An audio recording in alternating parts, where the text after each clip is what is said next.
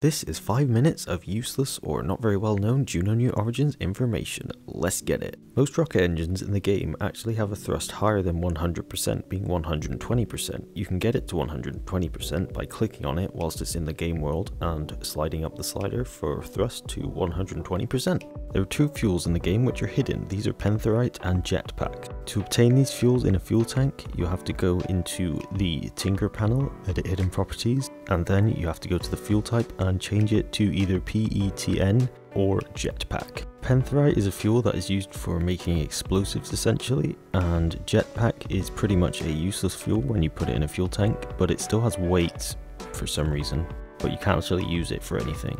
If you're flying a jet aircraft which has an inlet and you cover the inlet, the jet will become less efficient and even maybe stop generating thrust altogether, which will probably, if you can't unblock it, kick you out of the sky.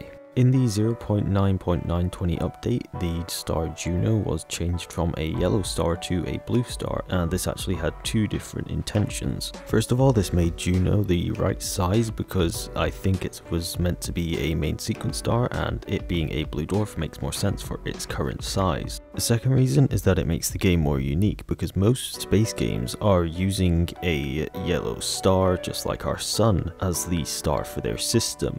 And so Juno having this blue star makes it significantly more unique. Most of the loading screens of the game are made by players from the community, with a few of them being made by Juno themselves. On the moon of Nebra, there is a volcano exactly at its latitude and longitude of 0. Here's two interesting things about Druids. Their exact height is 1.8 meters, and if you put the jetpack to 100% thrust, it will have a thrust to weight ratio of exactly 1.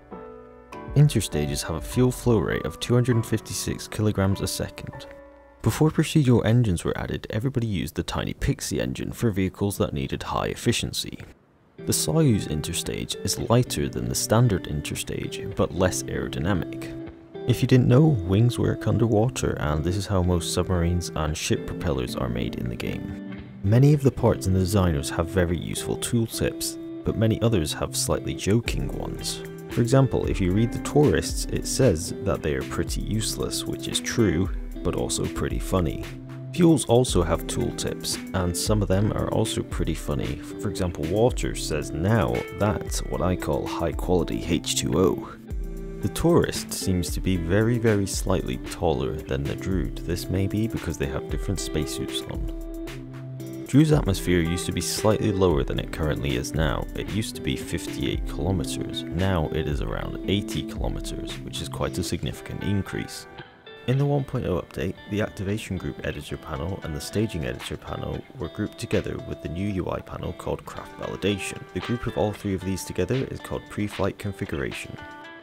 In the Craft Designer, you can actually change the colour of the background. This can be found in the View Options section. It's virtually useless unless you want a big green screen.